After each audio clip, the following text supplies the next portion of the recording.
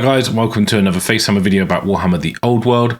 In this video, I am going to be talking about formations and unit types and giving you some of the nuances of the rules as we look in depth in this section in the rules. Hopefully you'll find it useful for planning out your armies and for getting started with your games of Old World. So let's get into the content. So I'll start with close order. Now close order is kind of your standard formation of ranked up units. There are some rules about they have to be equal ranks to files, and you can, the odd models go at the back, and for people who've played Warhammer it's kind of standard. If you haven't, you're new, it kind of looks like this. So you've got, this is a fine, this is not okay, they're not aligned. You've got to put them in a grid basically. You can't do this because you've got a gap here, so this would be the way to do it. And likewise you can't have like these weird gaps in the middle of the unit, so you have to be, you can be in a line though, that's fine. So gives you an idea. Now, so you can adopt a combat order, which is it's like a sub formation of a close order. It also applies to open order, which I'll get onto in a minute. And that basically means you have more models per rank than you do in file, or the same. So you're a square or this kind of rectangle. So you're wider at the front than you are deep, which is probably the easiest way to think about it, all the same. If you are narrower than you are deep, you're in what's called marching column. And those have different rules. So if you're in combat order, you get to claim a rank bonus, and that has a maximum depending on your unit type, and unit types I'll cover in a minute. And it also, your unit type will determine how many models you need to claim it. So if, for example, you're monstrous infantry, it's 3 models, but if you're normal infantry, it's 5. If you're heavy infantry, it's 4. So depending on the type of unit, or subtype, I should say, then that's how many you'll need. And it's in a little graph, it's a little chart, which I'll show in a minute, which is fairly straightforward. Now, some rules will increase that, like the Horde special rule increases the maximum by 1. Now, there is another rule which is easy to miss, and it's this combat result bonus. This isn't in the chart on 5151. It comes under other bonuses, and it says, whilst in combat order, a close order formation may claim a +1 combat result point. Then you've got marching column, so a unit that is deeper than it is wide, i.e. it is, like we say, it's basically narrower at the front. And what they do is they cannot claim a rank bonus or charge, but they can triple their move when they march. You still need to be able to march to do this. So if you're a Tomb King player, unlucky, you don't get to use it.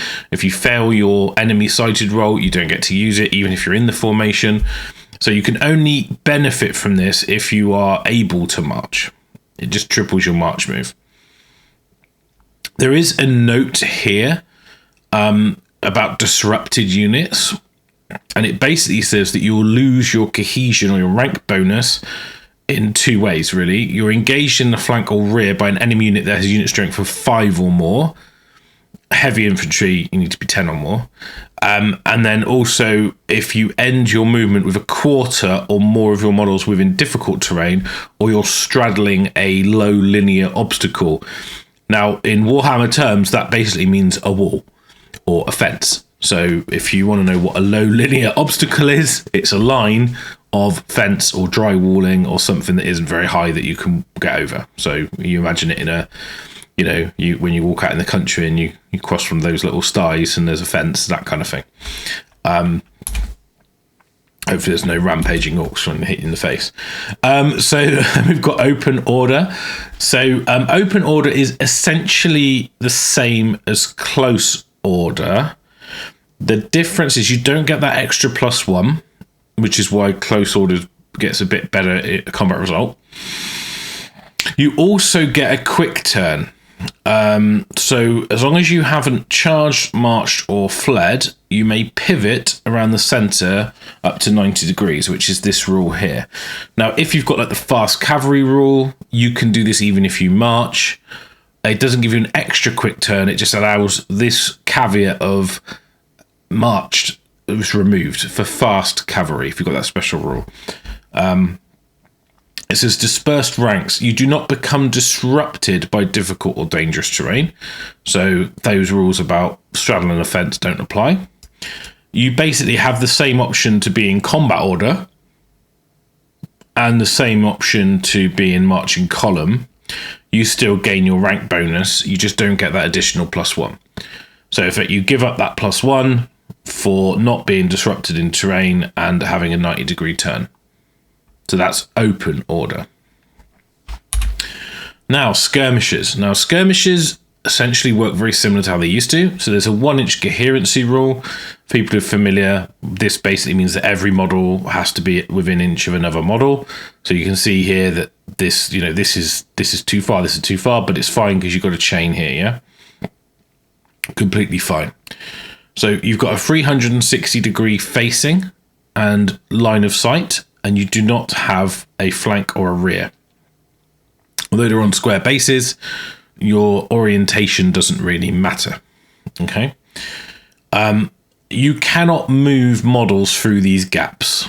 Okay. You can flee through, as normal, but you cannot like move a character through, like weave it through this gap here or whatever. So you can't do that. You essentially think of this as a kind of piece of terrain in a way. The models in the unit still block line of sight, and they actually block line of sight to each other, which is a bit weird, but they do. So if you're trying to trace a line from this guy to here, this guy will be blocking. So just something to bear in mind. If you shoot at a skirmish unit, and this rule was before, it's always been there, you're at an extra -1 hit because they're not packed together. So your shooting is less effective.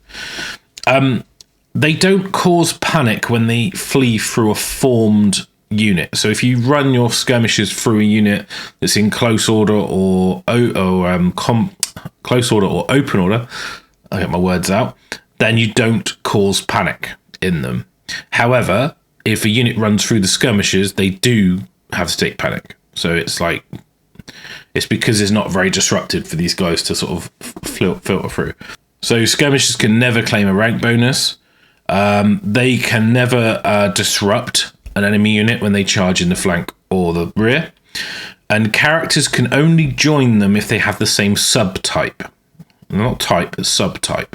So if your character is a monstrous cavalry, you can join a unit of skirmishing monstrous cavalry, but you couldn't join a unit of skirmishing cavalry, like heavy cavalry, light cavalry, and vice versa. So you've got to be a little bit careful. You can't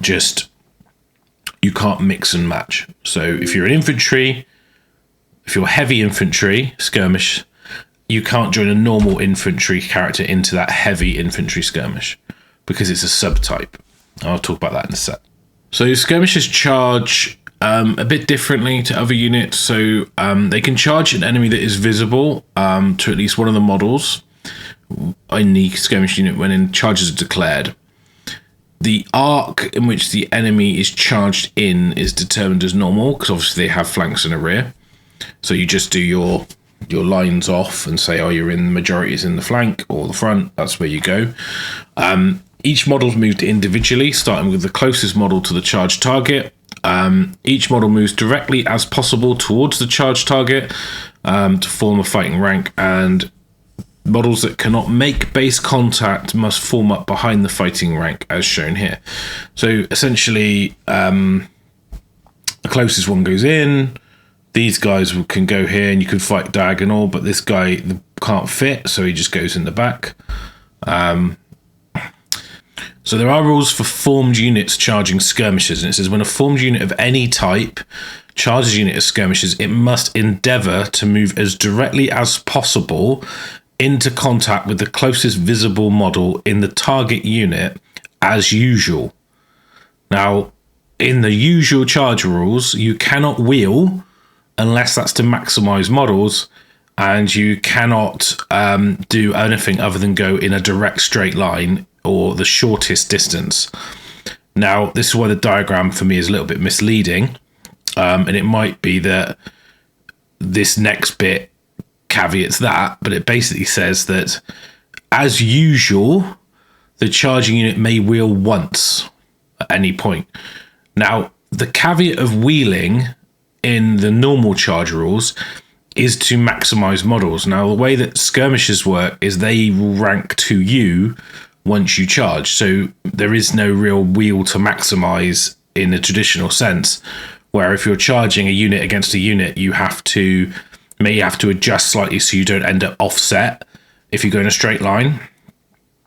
And there's the whole closing the door to them and they close to you. That doesn't happen against skirmishers. As soon as you touch the skirmisher, they align to you and you keep the same facing.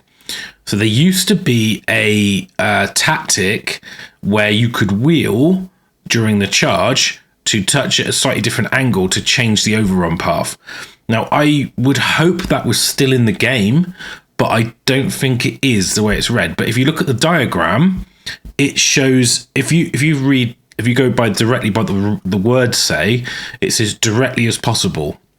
So if you take this example here, if you draw a straight line, and maybe it's easier if I actually do that,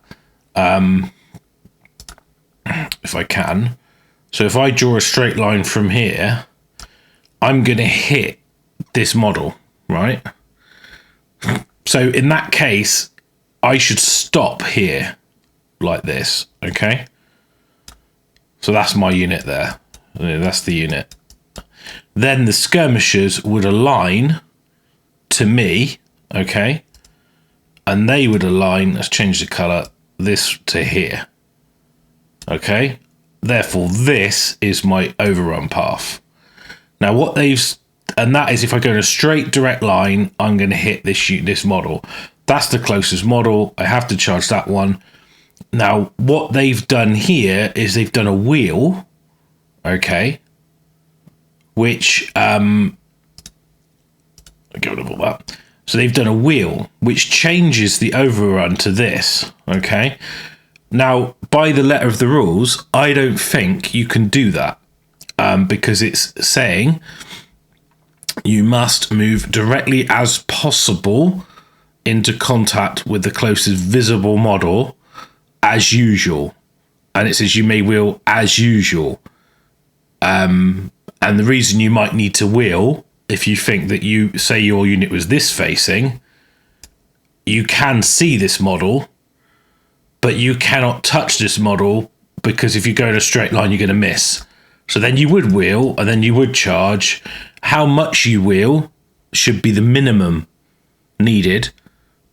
So you would still only do it. So you're going to end up touching like this. So maybe they'll amend this figure, or there'll be an FAQ that clarifies this. It may be the case that because it's skirmishes, you can do a wheel at any point because it doesn't matter.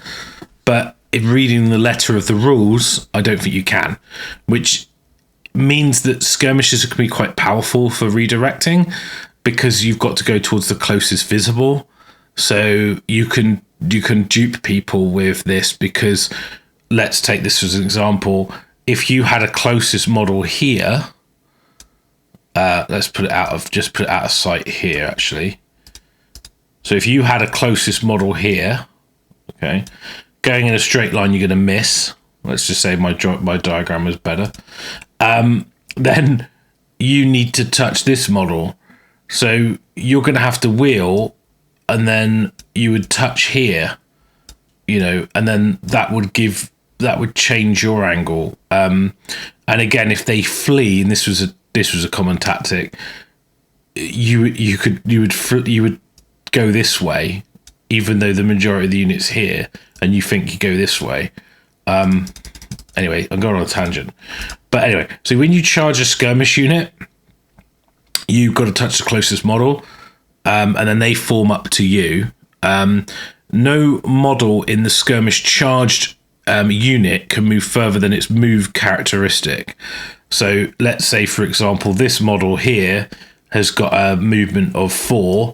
If this distance is more than 4, they can't reach. So this one reach, but this guy goes in the back, even though normally you could put one on the corner here and one on the corner here, right? So if you've got your skirmishers in quite a big line, a big blob, then they won't get into combat because they haven't got the movement. So you don't necessarily just maximize your skirmish unit against them. It's what can actually reach, which is a bit of a distinction from when you charge with a skirmish unit, when you do just rank them up. I hope that makes sense. I hope that wasn't too rulesy. If people have got their own opinion on that, of what they think, if they think, yeah, you can wheel to do that or not, please let me know if there's some evidence for that once you've got. There's also a diagram for skirmishers charging skirmishers. And so basically each model is moved individually and the closest model to the target unit. Once its move is complete, the remaining models are moved as directly as possible towards the charged target in order to form a fighting rank with the first model that moved, making sure the model is as close to the center rank as possible. Any models that don't have sufficient movement to form the fighting rank must form up behind it. Once the charging unit's completed its charge move, models in the target unit form up as usual. So effectively you end up first off ranking up your guys, the charger, then the charged unit would then rank.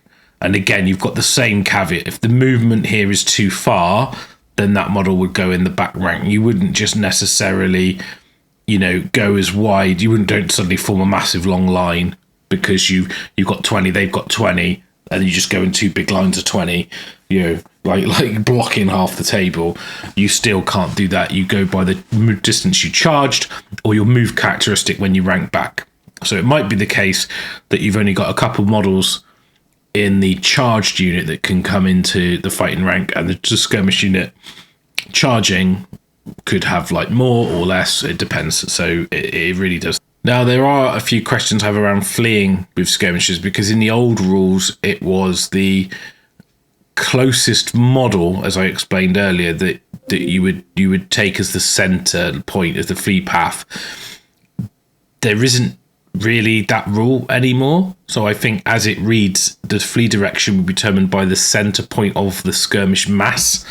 So, for example, let me do it on here.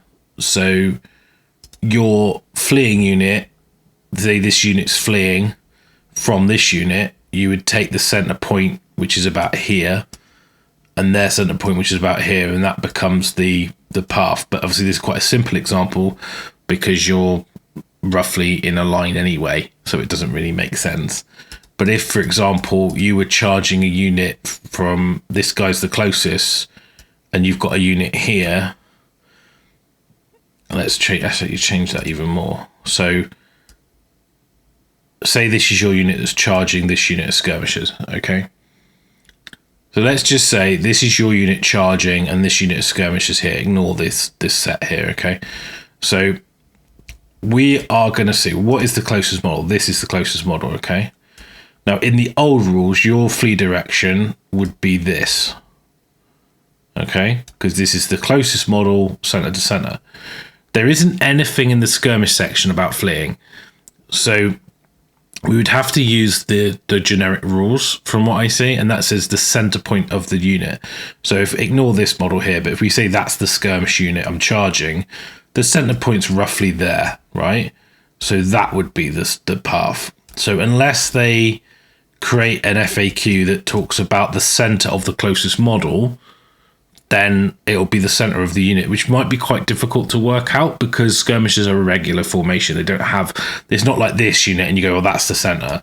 It's irregular. So it's difficult to know where that center point is of that mass. So this is a lot cleaner because at least but that opens up some tactics. So in the old rules, there was a whole section about this.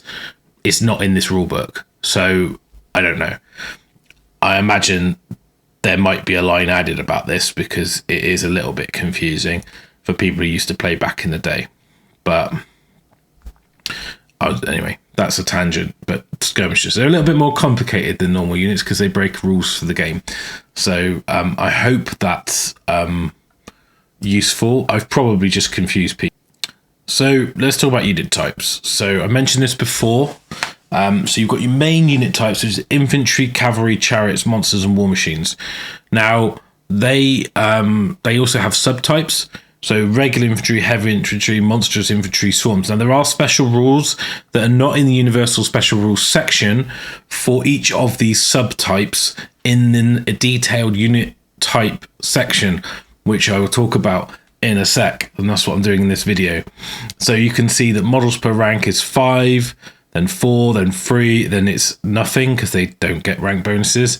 It's got a unit strength. It says the maximum they can get is +2. Now obviously if you're heavy infantry in close order, you're going to get an extra 1. If you've got the horde rule, you can get up to +3 on this bonus here. And if you've got multiple close order units of more than one model in a combat, that +1 for being in close order would stack because it doesn't say it's capped. Whereas like rank bonus, you can only apply that once, the biggest in the combat. So but anyway, so you can have more as well. It's just the minimum.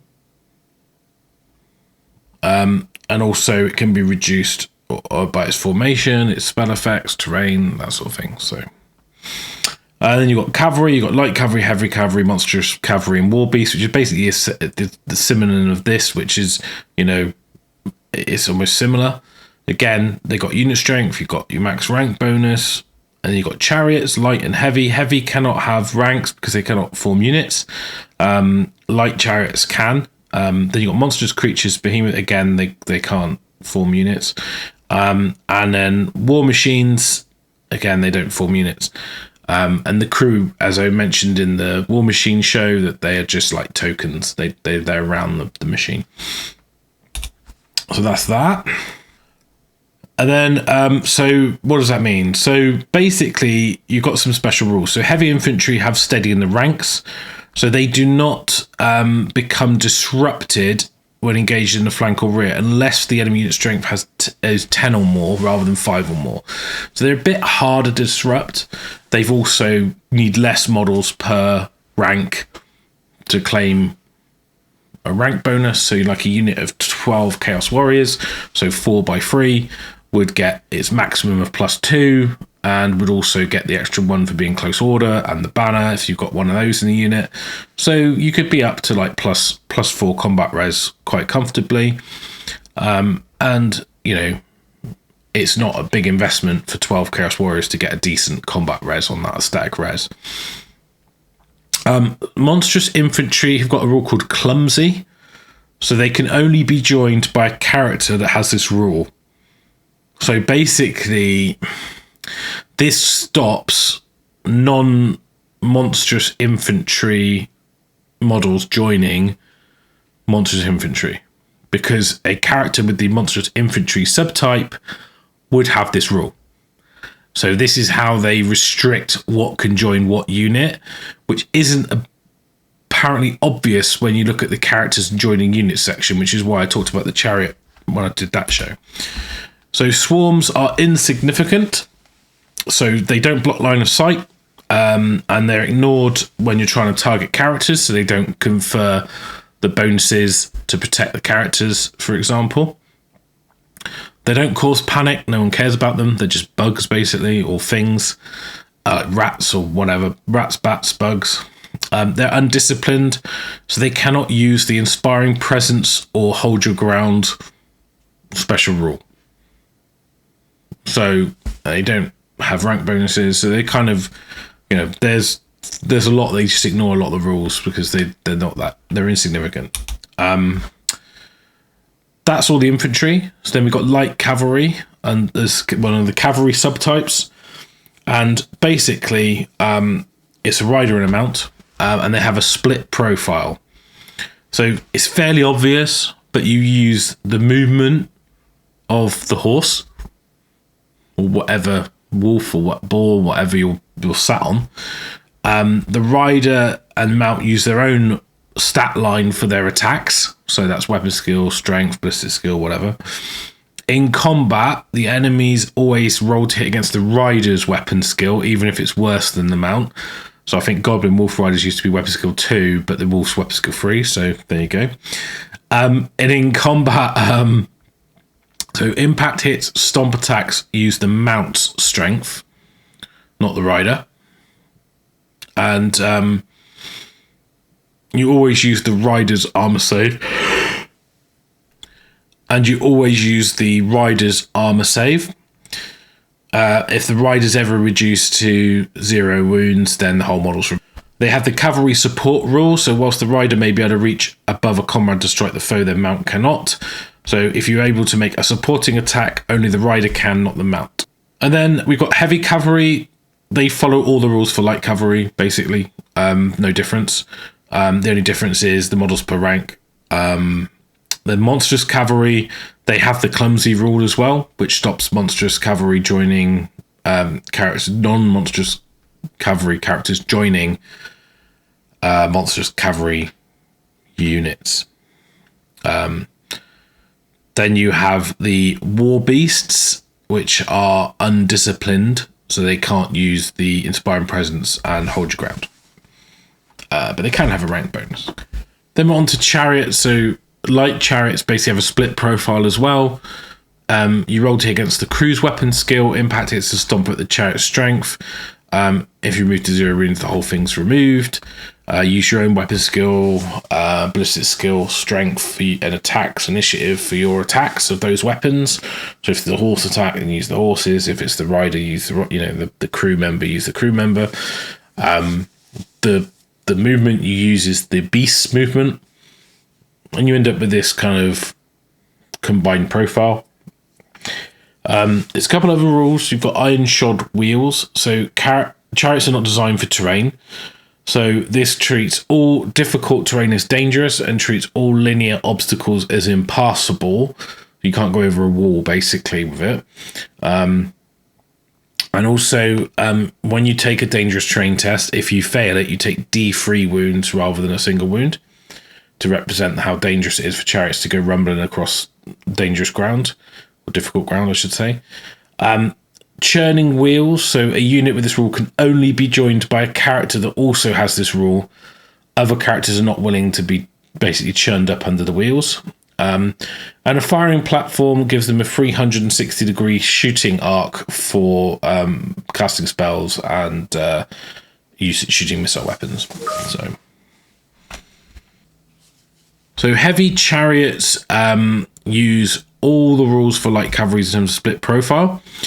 They also have scythed wheels, which basically give the impact hit armor pierce -2. Now, this is an interesting bit. They also lumbering, and it says that they follow all the rules of a close order formation, even when included as a single model. So that means that although the close order section says you need 2 or more models, actually this caveats that and overrides it. And that means you would get the +1 combat res for being in close order formation, and you have to maneuver like a ranked up unit. But it does have another section there. It says, however, even the largest single model enjoys more maneuverability than a tightly formed regiment of many models. Therefore, after moving, unless it's charged, marched, or fled, a lumbering model may pivot on its center by up to 90 degrees. So it's a bit like your open order fast turn. And it does say you cannot join a unit or be joined by a character. And it's got iron shod wheels and firing platform, which are the same rules that are under the light chariot entry. Then we have monstrous creatures. So these are your big monsters, and these are your 2 subtypes. So monstrous creatures can be ridden, and that's explained later. I talk about that in the character show. And they're also lumbering, so they also follow all the rules for close order. They'll get the +1 combat res for being in combat, being in a close order formation, because they will have as many ranks as files because they're a single model, basically. Then you've got behemoths. Now, these are basically the same, other than they get a thunder stomp. And basically, this means that their stomp attacks have an armor pierce of -2, but you cannot use it against another monster or behemoth. They're simply too big to be stomped on. So effectively, it's like the heavy chariot side wheels, but with their big toes. And again, they are lumbering, so have the same rules. So that's why individual heavy chariots and monsters get a +1 static res just for being there, and that does stack. So if you charge like 3 heavy chariots, separate units into something, that'd be +3 because they will get +1. So it does mean that these kind of monster individual things charging that have got the lumbering rule can be quite effective at breaking formations. And finally, war machines, which I talked about in the war machine show, but essentially you treat a war machine as a single model, and it's the machine. In combat, use the toughness and wounds of the crew, but when not in combat, use the toughness and wounds of the war machine. For each wound the crew loses, you get -1 attack on the crew profile. And then when it makes an armor save, it uses the crew's armor save. However, if the crew or war machine is reduced to 0 wounds, the whole model is removed from play. So essentially, the crew are just kind of like moved around. They're not part of the unit. You have a single base. It does talk about that. So it says, so you just have a base for the war machine, and the crew could either be on it or then around it, but they don't really matter. You just need to track the wounds separately of crew and war machine. And they're not paid to fight. Should a war machine ever break and flee, its crew will abandon it to be wrecked. So it basically gets completely destroyed if they break from combat. But it does say that they may fall back in good order as normal. So if you don't completely break, you're fine. There's none of this stuff where you kill the machine, the crew stay on, the crew can reman another machine, they can run away, rejoin their machine when they rally and come back. That's all gone. Also, you don't randomize hits with shooting, so you might hit the crew or the machine, and then you could kill the crew but not the machine, and the machine's jump like toughness 8, and then you wouldn't really hurt them, but then you want to get the crew, and then you kill the crew, they can't shoot anymore, that's all gone.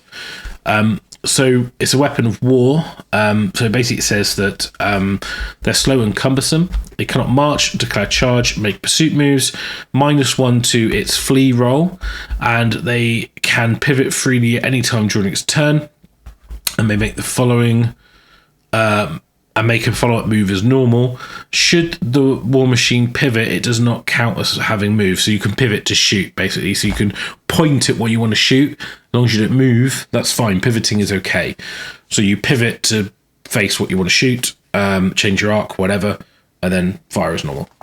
That's the show. Thank you very much for watching. Hopefully that was useful. Again, anything in the comments I'll get to. Ask questions. If you've got any insight or you spotted something, then please let me know. It's still early days in the old world, so there will be these little questions and things coming up. I'm sure there will be an FAQ document dropping in a couple of weeks once the game's out. So I just want to say again, thank you to everyone who's engaged with the channel, liked, subscribed, shared. It's really showing on my analytics the upsurge in new viewers. So I just say I appreciate you all. Thank you very much. If you want to support further, there are ways to do that. You can check the description. If you want to get a cool Arcosite from Pro Painted, that's really cool because I think it's a really useful tool, but it also helps us out as well. And I just want to say thank you very much. I am away at the weekends, as I mentioned before, so I'm trying to get the Army List show done, but I'm running out of time. I'm not sure I better get that done in time, so it might be next week. Anyway, I wish you all a good one. Hope your weekend goes well, and I'll catch you all in the next one. Bye.